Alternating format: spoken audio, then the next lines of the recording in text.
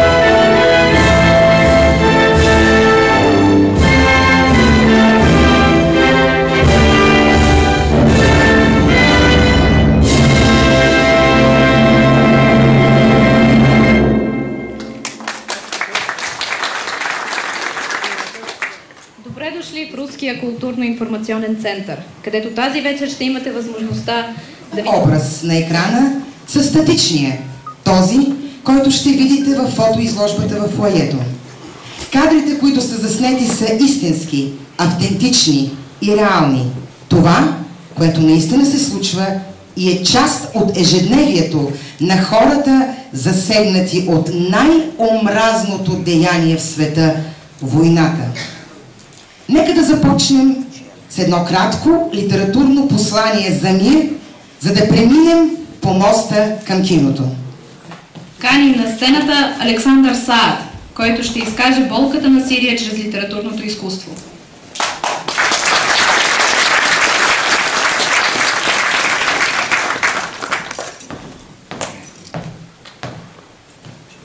От години Сирия страда. Но какво са те в сравнение с хилядолетията, на които тя е устояла? Непреклонна, принципна, с позиция достойна, с осанка благородна. Пред колко по-опасни врагове врата си не е дала. Повярвайте ми, хора, Да, Сирия е вечна. Тя е крепостта на светлината. И не дейте питаме защо. Тя е бастион на справедливостта. И не дейте питаме защо. Защото носителите на честта са непреклонни. Да, живее тя в сърцата им. Носителите на моралът, защитниците на истината достойни. Да, и тя топти в гърдите им. Проповядващите мир, на злото се гневящи. Да, и тя кипи във вените им. Нейните деца и нейната опора са тези, които гледат в тръна и виждат в него розата. Тези, които знаят, че само по пътя на тъмата могат пак да се докоснат до светлината на зората. Затова ви призовавам, не ридайте, а в шествието на победата сърцата си отдайте. Сирия в себе си пазете, в паметта на вечността тъй славна, вие я отнесете. Благодаря ви.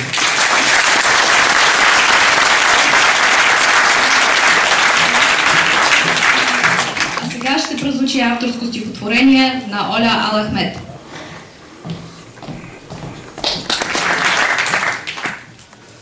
Посвещавам това стихотворение на Сирия и дано моите поетични слова бъдат чути.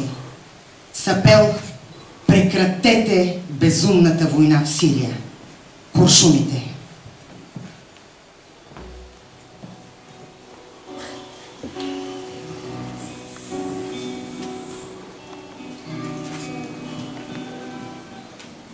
Във въздуха отново прилетя куршум. Войни, размирици, излишен шум. Бих искала единствено любов и мир. За човеците мира да е кумир. Уви, това е само розова мечта. Политиците вживяват се в речта. Войника чужд е грабнал пушка, държи невинният на мушка. Куршуми, накъде сте се запътили? Пак ли от запада са ви опътили? Рекоширайте, обратно се върнете, в бели гълъби се превърнете. Едно дете на прага седнало самичко, гледа минаващи с пушка чичко. Сълзите капят, превръщат се в патрони, олово от очите му се рони. Дете нещастно, какво си ти виновно, че някой си играе с войничето уловно? Ала не наушким, а наистина те стреля и ти заспиваш в кървава постеля. Сред руините загуби си мечето, поиска да го вземеш и стана на решето. Гушнаха се и завинаги заспаха на облак пухкав без заплаха. Във въздуха отново прелетя куршум. Всичко е сринато. Тишина и няма шум. Хората избиха се сами, а от небето кървав дъжд прави.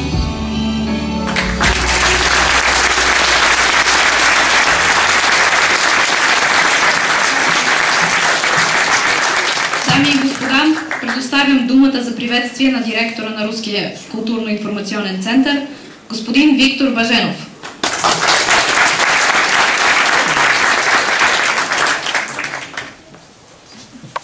Добрый вечер.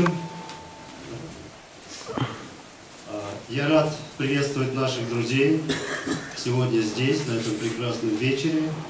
И тоже хотелось бы начать стихами советского поэта, который в конце прошлого века написал большое стихотворение, скажу только первые строки. «Я устал от 20 века, от его окровавленных рек. И зачем мне права человека, если я уже не человек?»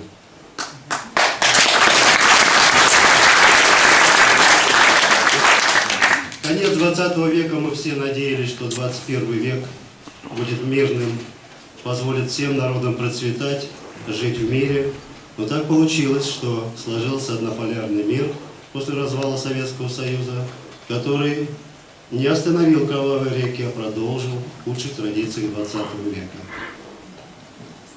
Однополярный мир, который принес нам разрушение или попытки разрушить культуры разных народов нашей планеты. Однополярный мир привел к тому, что не стало движения за мир. Вы помните, насколько сильно это движение существовало в мире и сохраняло мир. Я думаю, что вот сегодняшнее мероприятие – это движение к миру, потому что здесь уместно привести слова известной подвижницы мира, лауреата Нобелевской премии, матери Терезы, которая говорила, что если вы будете звать меня бороться против войны, я не с вами. Но если вы позовете меня бороться за мир, я буду всегда с вами. Я думаю, что нам с вами предстоит возрождать движение за мир. И сегодня мне хотелось бы особенно обратиться к организаторам этого вечера, к Оле, Юсефу. Это семья, это мама и сын, знаете прекрасно. Это очень талантливые люди, которые пишут стихи, рисуют картины. Это люди, которые сегодня покажут свое творчество. Это люди талантливые тем, что... Это подтверждается тем, что талантливые люди действительно имеют четкую гражданскую позицию, потому что они мир воспринимают через чувства и вырабатывают гражданскую позицию. Мне особенно приятно сегодня сказать всем присутствующим в зале, что Министерство иностранных дел прислало вам письмо, где выражает поддержку вашей гражданской позиции. Насколько это важно сегодня в нашем неспокойном мире.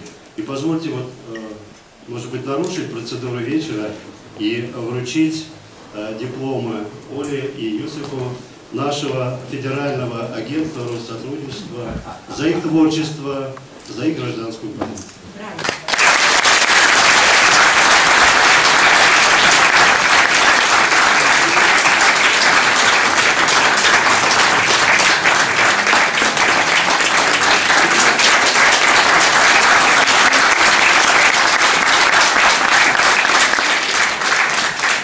Организаторите на това прекрасно събитие на Българо-арабският културен център в лицето на неговия председател господин Жорж Рияши.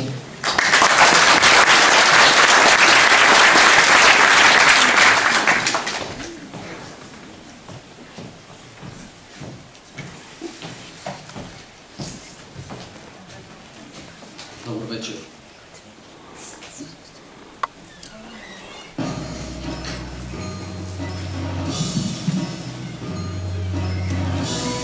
Ваши превъзходителства, уважаеми гости на днешното мероприятие, скъпи приятели, дами и господа. За Българо-арабския културен център е чест да организира мероприятия, чрез които да подкрепя и да лансира млади таланти. Днес имам удоволствието да приветствам Юсеф Ал-Ахмад за идеите му, привързаността му към Близкия изток и към родината му Сирия, за обективната оценка, въплъщаваща фактите и събитията в 3 късометражни филма, които също носят персоналното му послание за мир и за борбата срещу тероризма.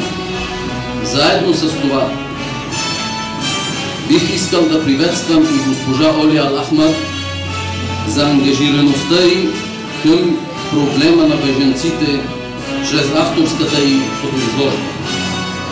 Скъпи приятели, повечето от нас до някъде приличаме на Юсеф Ал-Ахмад. Живеем и се развиваме в България, но всеки е със своята носталгия за първата му родина. Всеки от нас се вълнува от събитията, които се случват днес в Близкия изток, след така наречена арабска пролет. Страните ни, земите ни, които едно време са били люмката на човешката цивилизация, на разцвета на първата азбука, зародиша на световните религии, сцена на дневната култура и наука, на древната култура и наука, не са познавали религиозното и етническото разделение. Например, кюрдския по етнически произход вождът Салах ад-Дин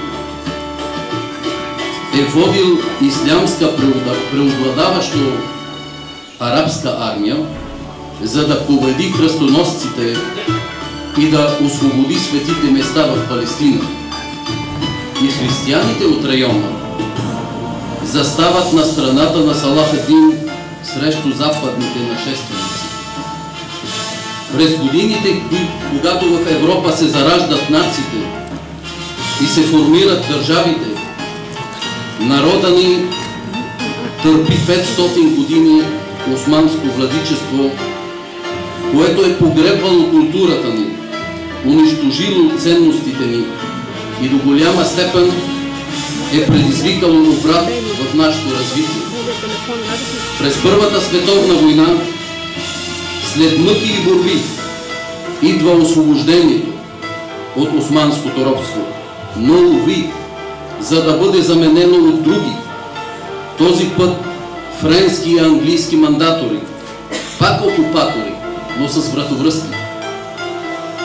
През 1916 година се подписва договора Сайкс-Пикот между великите сили, в частност Англия и Франция, които разпокъсат Левента.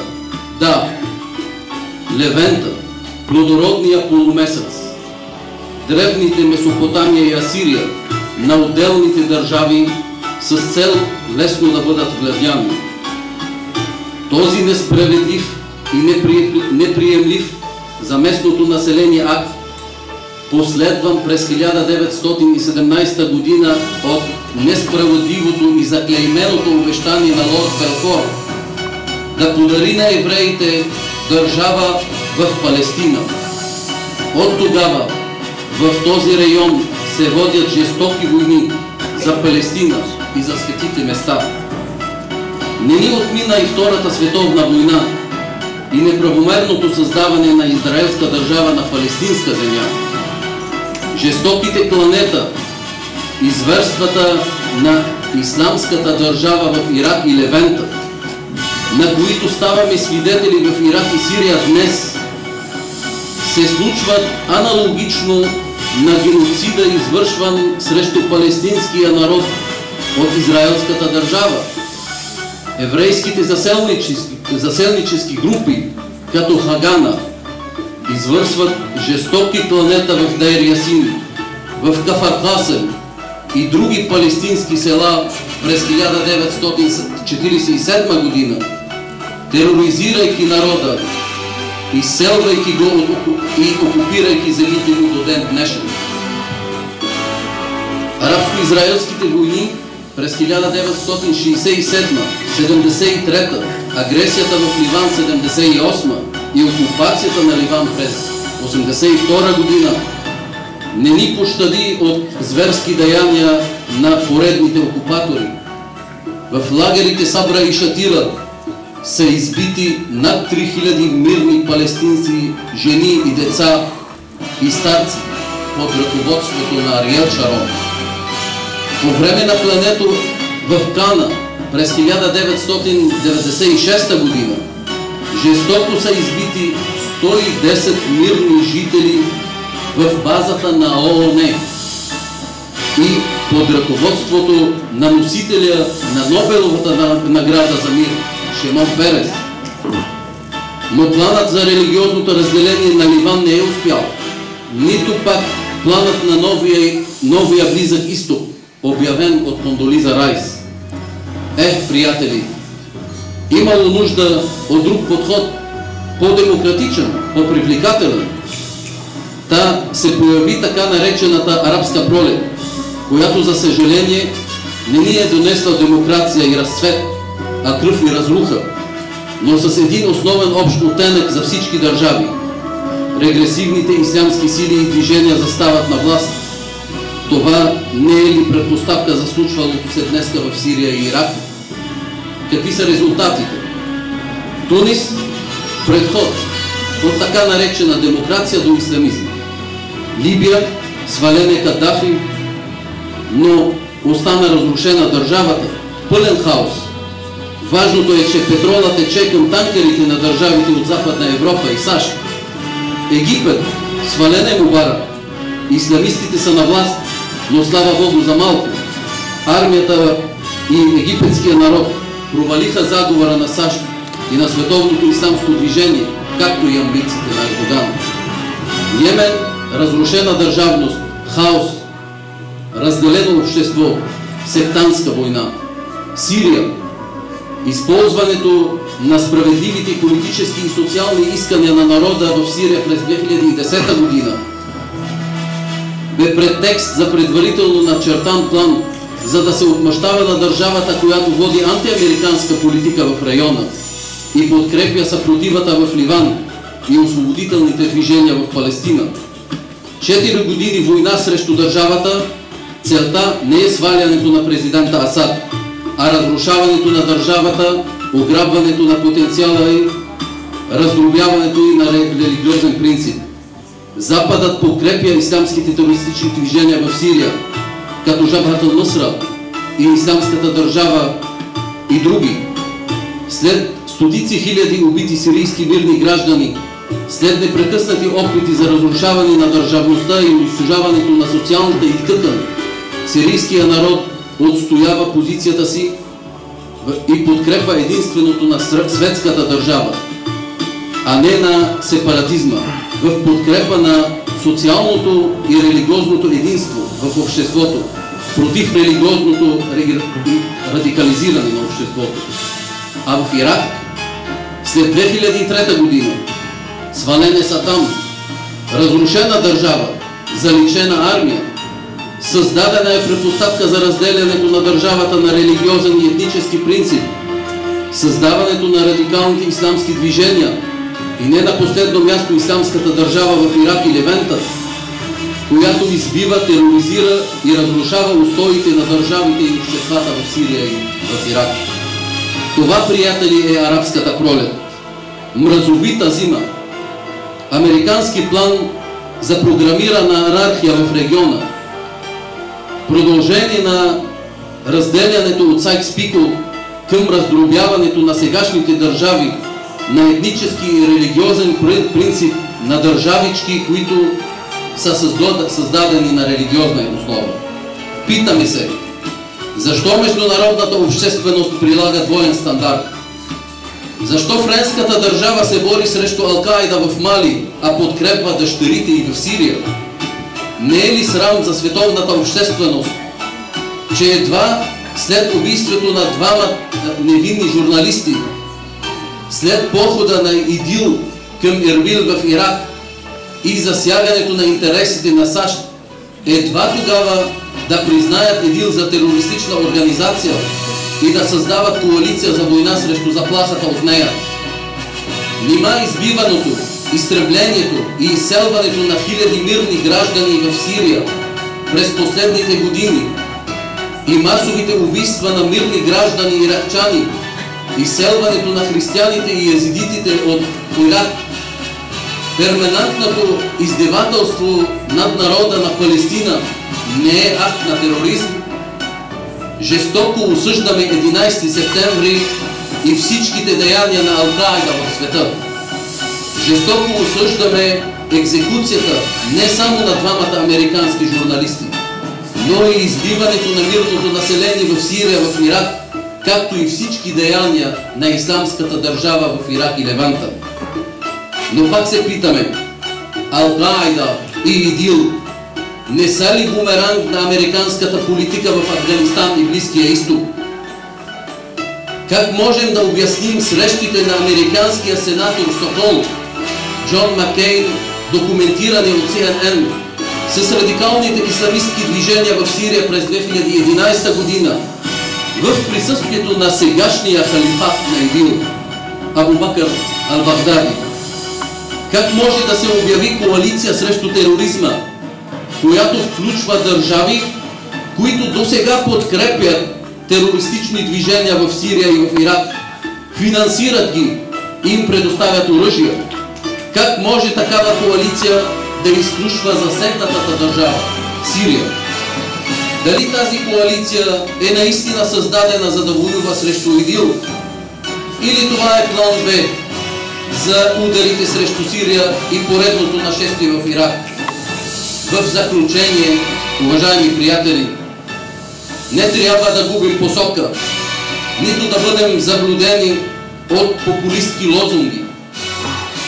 Основната ни кауза и посока си остава Палестина, защото днес, след 100 години от Сайкс-Пико, се изпълнява план Сайкс-Пико 2 на циониста Бернард Луис за раздробяване на региона на религиозни и етнически държавички, което не е нищо друго, освен предпоставка и оправдание за обявяване на Израел като чисто еврейска държава.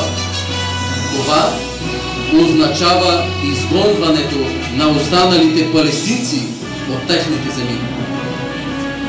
Приятели, борбата за мира и срещу тероризма не е само силова. Борбата за мира и срещу тероризма не е само силова. Нацизма е паднал, но германците остават като обединители на Европа. Апартайда е паднал, но черните и белите остават да се развиват заедно в Южна Африка. Ционизма трябва да падне, а евреите да съжителстват мирно. Мирът се изгражда чрез мирно взаимодействие и търпимост между народите и религиите, а не с конфронтация. Мирът се постига с положително взаимодействие между културите, а не с война между културите. И бих казал, мирът може да се гради посредством такива начинания, като на Юсеф Ал-Ахмад, които представляват зов за мир и справедливост. Затова нека да подкрепим. Благодаря ви за вниманието.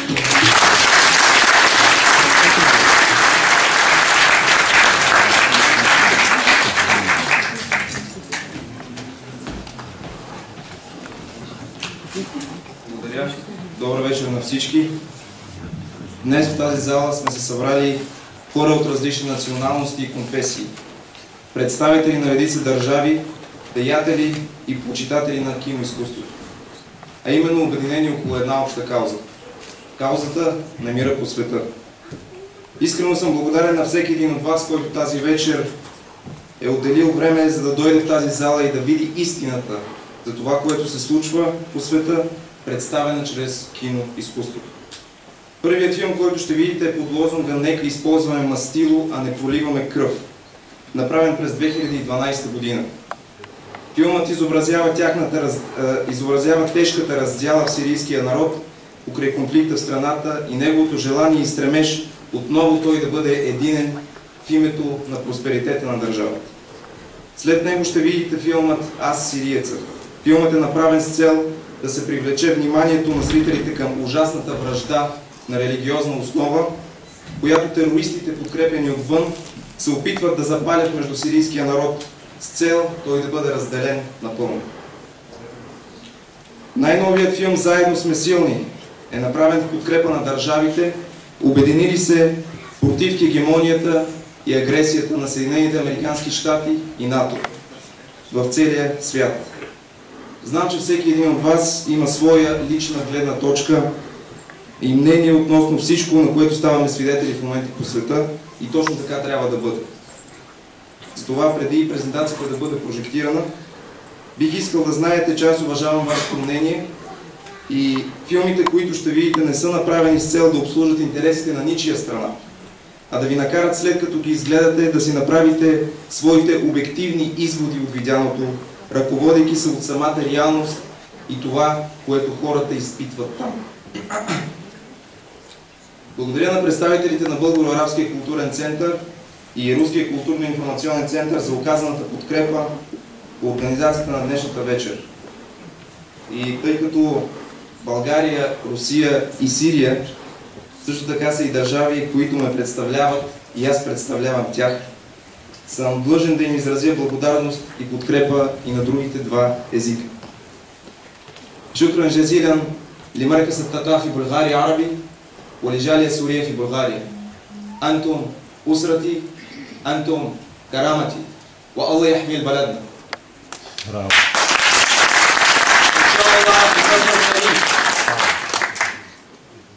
А теперь по-русски.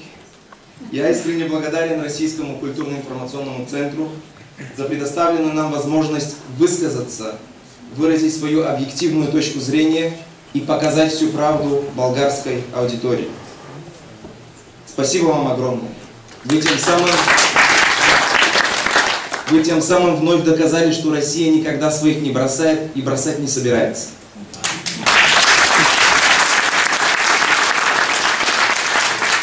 Я также хотел бы поблагодарить Министерство иностранных дел Российской Федерации за весьма вдохновляющие слова поддержки в поддержку нашей мирной деятельности.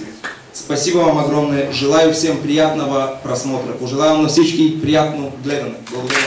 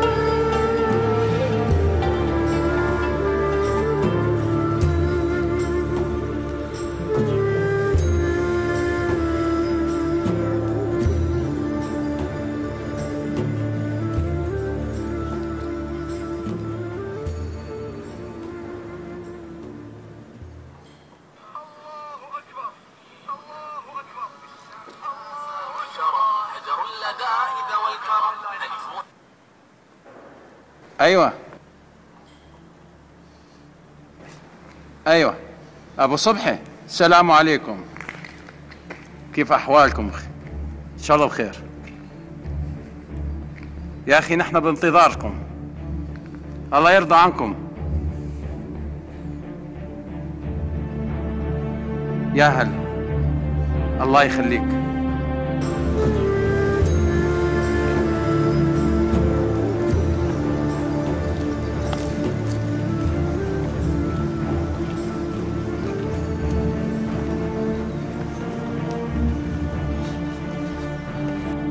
ابعت لنا سلاح، نحن بانتظار السلاح. ده هي المسا نهاجم القرية ونذبحهم كلهم، عاوزين نذبحهم كلهم، نسائهم واطفالهم ورجالهم، والقرية ناخذها منهم.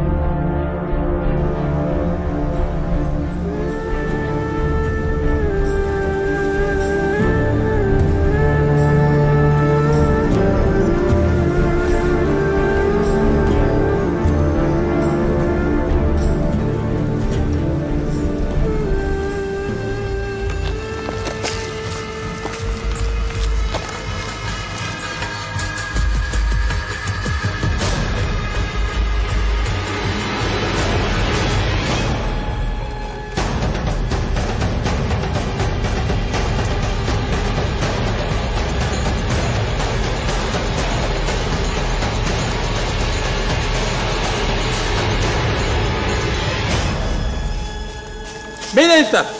اذهب اذهب، مين انتم؟ علي شني شيعة مسيحة؟ قولوا مين انتم؟ لا أنا سوري.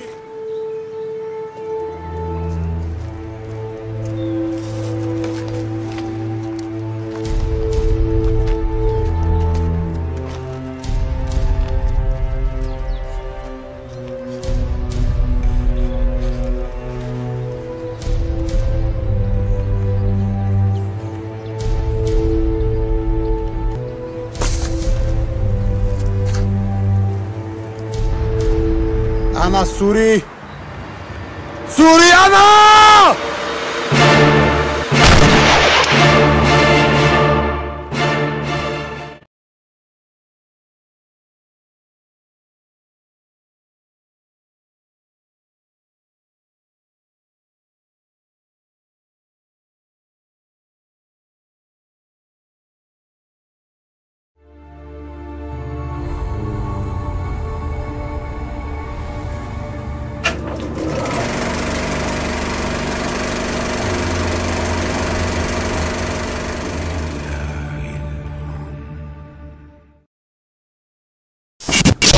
We act to prevent a wider war, to defuse a powder keg at the heart of Europe that has exploded twice before in this century with catastrophic results.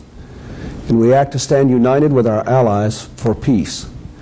By acting now, we are upholding our values, protecting our interests, and advancing the cause of peace.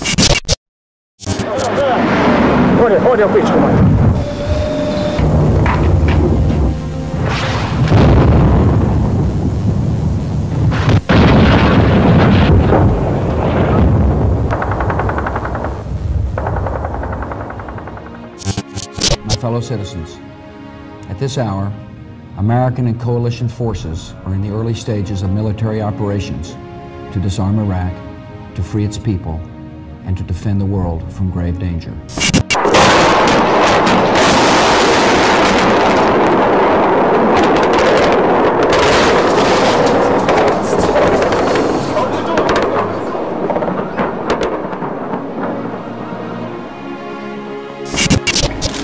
Today, I authorize the Armed Forces of the United States to begin a limited military action in Libya in support of an international effort to protect Libyan civilians.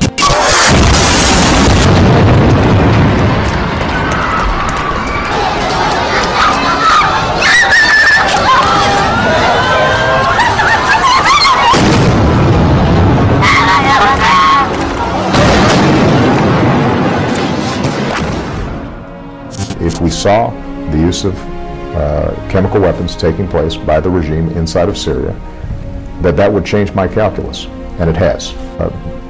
Help the opposition become more cohesive. We've been assisting not only the political opposition, but also the military opposition. Allahu Akbar! Allahu Akbar! Allahu Akbar!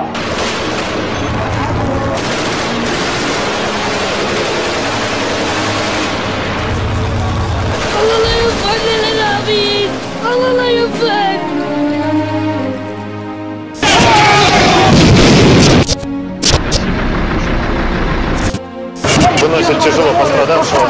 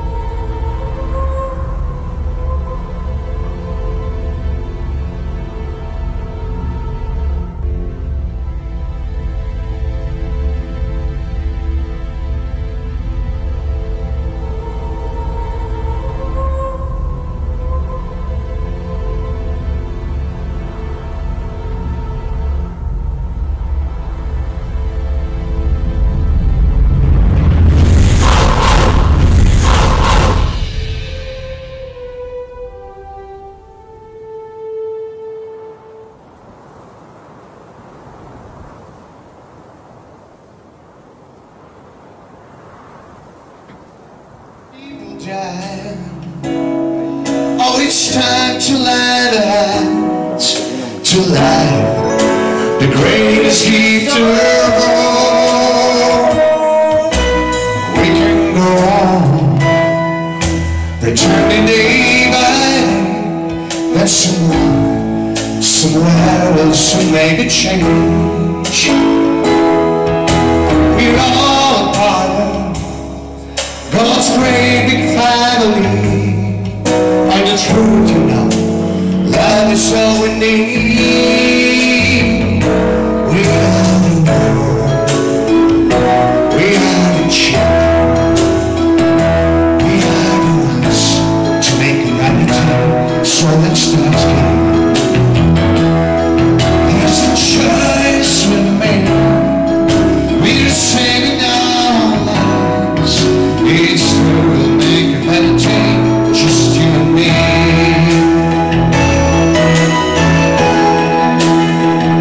Well, Sunday night, so they know that someone cares, and their lives will be stronger as free. There's God will show us, I turn in stone to red, so we go, let's lend a helping hand.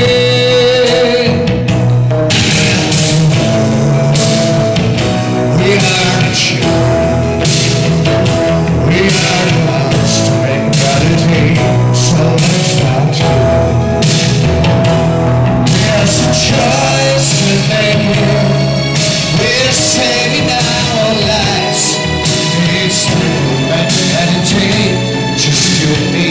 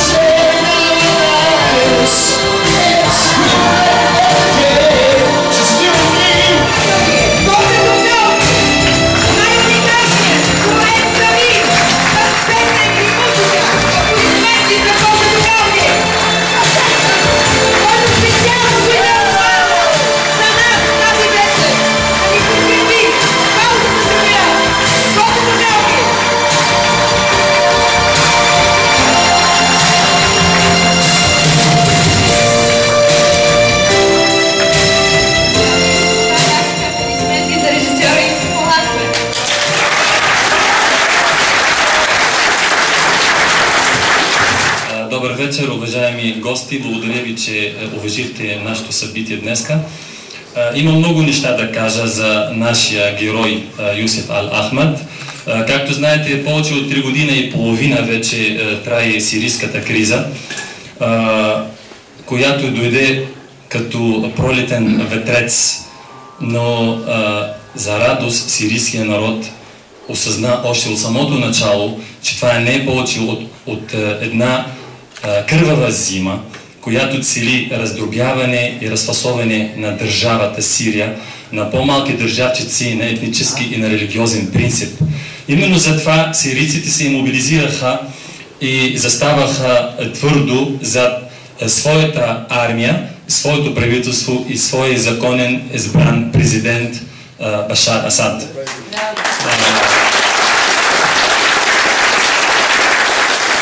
В същото време сирийците по целия свят направиха каквото могат също за своята родина.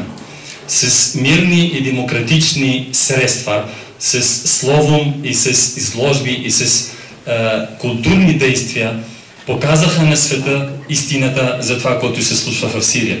За съжаление, и да ми извънат тук представителите на медиите, ако ги има, имаше голяма цензура и голяма манипулация още от самото начало. Направихме пресконференции, излязахме по вестници, по телевизии, по радиа, за да обясняваме на хората какво става. С нас беше още от самото начало младият ни режисьор Юсеф Ал-Ахмад, едва 15 годишно момче, застава рамо до рамо с всички нас във всичките ни действия и активи.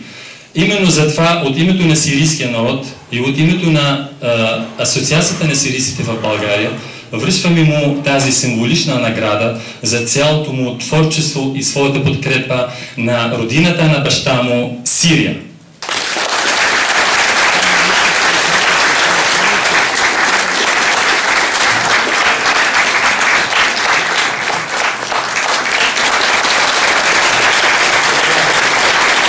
Благодарим, дами и господа. А сега, дами и господа, аплодисменти за организаторите на тази незабравима вечер, Българо-арабският културен център. Аплодисменти за нашите домакини, Руският културно-информационен център, без които това събитие нямаше да се състои. Поклон за вас, публиката. И тази вечер бяхте с нас и без вас също нямаше това събитие да се състои. Специална благодарност искам да изкажа на доцент доктор Имад Жорж Абдулахад, който ни подкрепи изключително много за цялото мероприятие и за изложбата. Моля да стане. Аплодисменти, дами и господа. Това е човека, който ме подкрепи.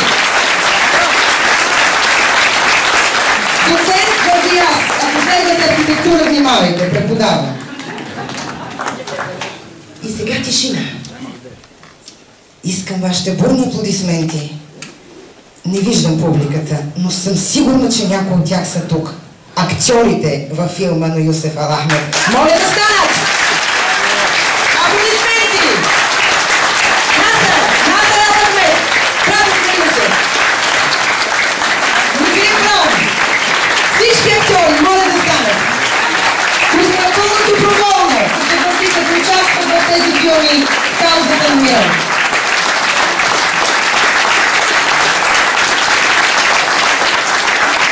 Уважаеми дами и господа, благодарим ви за вашето внимание, а сега каним всички в фоайето да разгледате фотоизложбата.